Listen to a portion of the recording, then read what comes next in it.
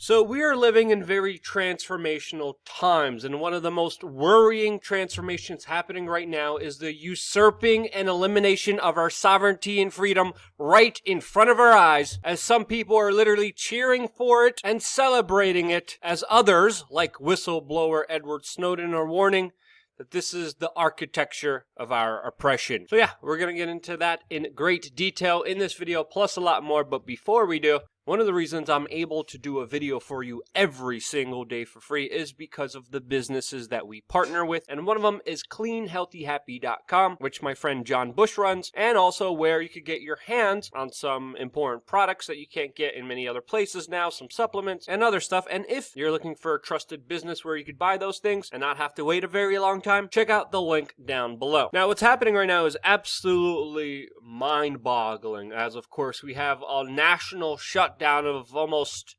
every aspect of our normal lives that were before, and it definitely seems like our lives won't go back to normal anytime soon. All of this as, of course, lower and middle class Americans are just being utterly eviscerated and told to go to places like Walmart for their necessities, the same globalist multinational corporation that is now investing $425 million in the city of Wuhan.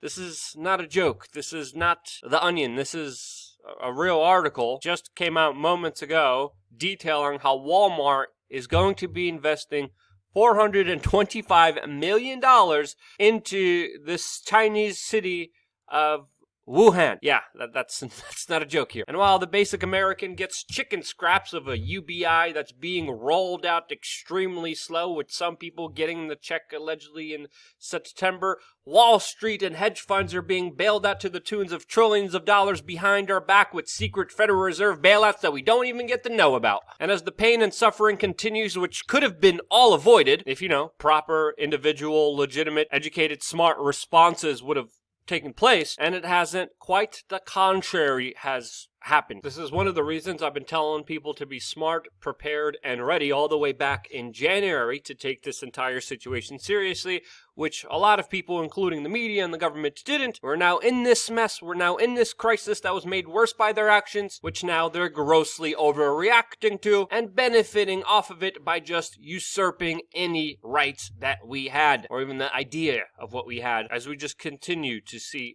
backwards actions taken by big government bureaucrats and absolutely make no sense at all. And again, this is important context here because this is coming from a person, me here, that's been taking this entire situation seriously and has been telling other people to take it seriously to my detriment. And still, what's happening right now is atrocious, over the line, and extremely dangerous, since, of course, the powers that the government is gaining over you right now, those powers will not be relinquished. As the famous saying by our founding father, Benjamin Franklin, goes, those who give up liberty for security deserve neither. And those are very similar epithets and reasoning recently explained by NSA CIA whistleblower Edward Snowden, who right now is still living in exile in Russia. And Edward Snowden brings up a very important point, something that we've been talking about also from the very beginning, with him specifically saying, quote, every academic,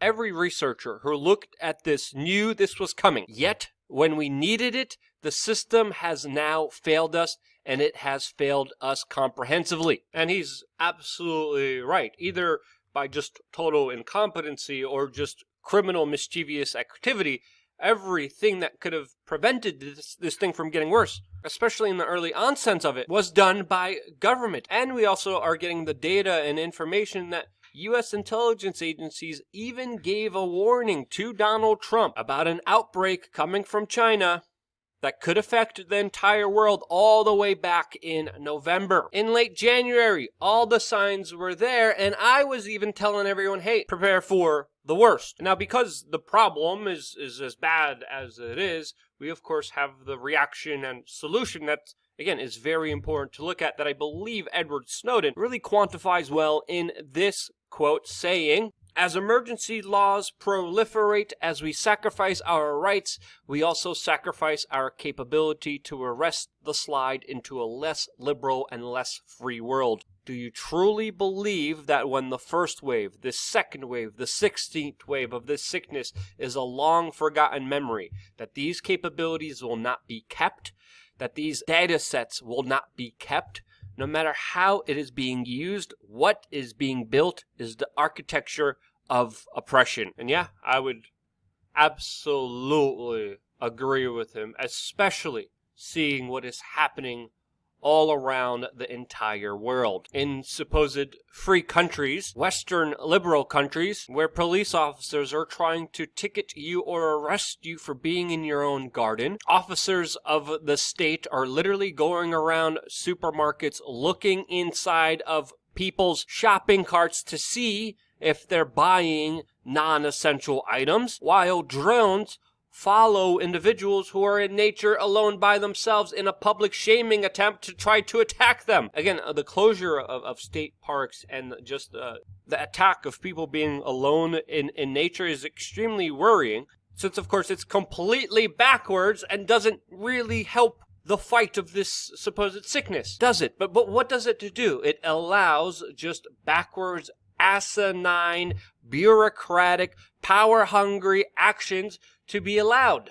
That's the dangerous precedent made here. As 2 + 2 = 5, logic is outside the door, and what is right and what actually matters doesn't to them. And again, the UK is just the biggest violators during this specific time, especially since, they also just limited the number of tube subway stations available to them, making, of course, people packed and stacked on top of each other. And these measures by government officials make this entire situation worse, especially with, quote, law enforcement officers that are told to enforce these stupid laws, and they are, without question. Luckily, we still have the ability to film some of their ridiculous actions. But if we're going by the official story, there's super spreaders. There's a large number of individuals that have this sickness and don't even know it, according to some of the studies and data that I looked at. Even according to some specific studies in some cities, they found out that 80% of the spread of this was done by individuals who had this supposed sickness and didn't even know it. So if that's happening, why would you have law enforcement officers in places like Rhode Island going door to door, making contact with as many outside individuals, especially with individuals who have a high probability of being affected? This is why, and in hotspots like New York City, nearly 20% of all the police officers there are out sick, many of them super spreaders, and in other places like California, literally going up to individuals by themselves in nature, grabbing them up, not having the proper PPE, not having any proper protective gear, taking individuals that are in nature by themselves, grabbing them very close next to each other after handcuffing them, standing together in a car, and then putting them in a little box filled with a lot of other people. And if we're in a supposed pandemic, if there's a big virus spreading, those are stupid, idiotic moves that are spreading this sickness and not helping anyone. Now, a bigger aspect of this kind of tyrannical oppression is not just being done by police officers and people with guns. A large portion of the bigger tyrannical implications are, of course, being done digitally online. And, of course, countries like China are leading the way with their technocratic oppressive measures, as right now, if you want to travel in China, especially from Wuhan, you have to obtain and gain a special health code certificate from your friendly government application that you have to put on your phone. Yes, in China, they are already doing digital health certificates that monitor everything about you, have a very sophisticated artificial intelligence algorithm planning database that not only tracks, traces every little step and move you make or search or purchase, maybe even predictive programming, we don't know that for sure, but now this is the new passport in China that gives you a green code, a yellow code, or a red code and tells you when you may or may not travel and where to travel to. And when we look at apps in China, specifically apps like Alipay and WeChat, we have to understand that these are government-controlled and regulated apps. And when you download the app, you have to self-report on yourself and fill out a little, quote, survey. Then the government will pull up their database on you, look up your medical records, your travel history, and if you have been in contact with someone who was allegedly diagnosed with this big sickness. And after gathering that information and most likely a lot of other information behind the scenes that we don't even know about, then you're giving a code. Green, yes. Yellow, limited. Red, no. Yellow, you have to stay in home isolation. Green, you could go and travel to places if you get the proper permissions with the allocated time. And then the app will, of course, follow you. If you violate any of this or any of the app's recommendations, police officers will be called, your location will be found. And, you know, in China, you might just be barricaded in your own home until you pass away, which happened with this latest sickness in cities like Wuhan, where extremely creepy video came out of people being found dead in their own homes after the government literally locked them in. And what China's doing and what the United Kingdom's doing, this is the blueprint. This is the new testing grounds. This is way beyond 1984. Way beyond Brave New World, enacting very dangerous powers in very few hands that, of course, will be abused, just like eventually all power is abused by governments. And again, if you don't understand the true potential of danger here, especially with what's happening now, your history teacher has failed you. If you look at what's happening right now, obviously, a lot of people are scared. A lot of people don't want to get sick, and they're being programmed and conditioned to accept this, and also at the same time to report their fellow neighbor for simply going on drives, which again has absolutely no effect on the spread of this sickness. And with these actions, plus many more, and many people turning a blind eye to the oppression right in front of us, the situation will surely only get worse from here, as of course the mainstream media will only try to lull you into this fear emotional state where you are not rationally thinking, as the organizations that you believe are actually out there to help you during this situation, well, they're the ones making it worse. There's even talks right now of a vaccine certificate, which is promoted by, of course, individuals like Bill Gates, who are also pushing the idea of ID 2020 to individually database and track and have the information on as many people as possible, since, of course, tech and data are the new landscape when it comes to the bigger war for rights and power over you.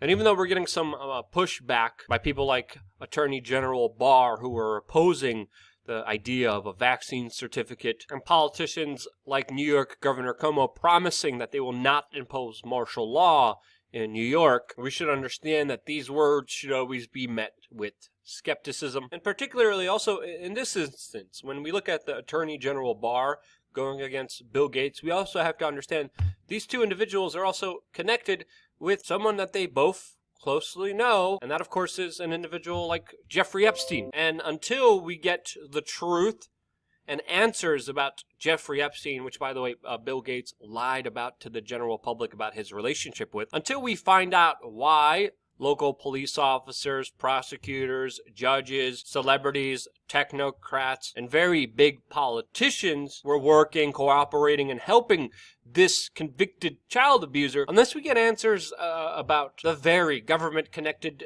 Jeffrey Epstein and what was really happening there, I'm sorry, but it's best to be skeptical of government. Since, of course, you know, thousands of children were abused right underneath the nose of the government for you know, almost a decade with this particular case, and there still has been no justice, no truth. And until that happens, it's best to be skeptical of government. And again, I say all of this with still a reminder to everyone to take the current situation that we're in seriously and to be courteous to your family, to your community, to your neighborhood, and to take steps that are responsible for you and your family. This situation is still unknown. We are finding new information about it every single day. It's better to be cautious now than reckless. Simple actions like wearing a face mask, growing your own garden, being respectful of people around you and their space is something that we could all do to make this problem a lot less problematic for everyone. It doesn't hurt you doing that, and there's no reason why you shouldn't. So yes, you could also make sure you take this sickness seriously while being concerned about the upcoming larger economic ramifications, while as well also being worried about the expanding authoritarian tyrannical police state. So yes, all three of these things could be true at the same time. This is my official position. It might not fit with the way you see things, but this is how I see things after closely looking at all the data and all the information in front of us. It's better to be safer than sorry and respectful of others rather than getting totally screwed later down the line. That's my official position. You don't like it? That's your problem. If you see it any other way and you want to engage in conversation, let me know in the comment section below. What do you think I'm missing here? We can only learn by having a dialogue together, which I'm here for. And the reason I'm doing that is because that's the proper way to move forward. Anyway, I wouldn't be here if it wasn't for you. This is why. Love you guys. Thank you again so much for watching. Stay tuned for more.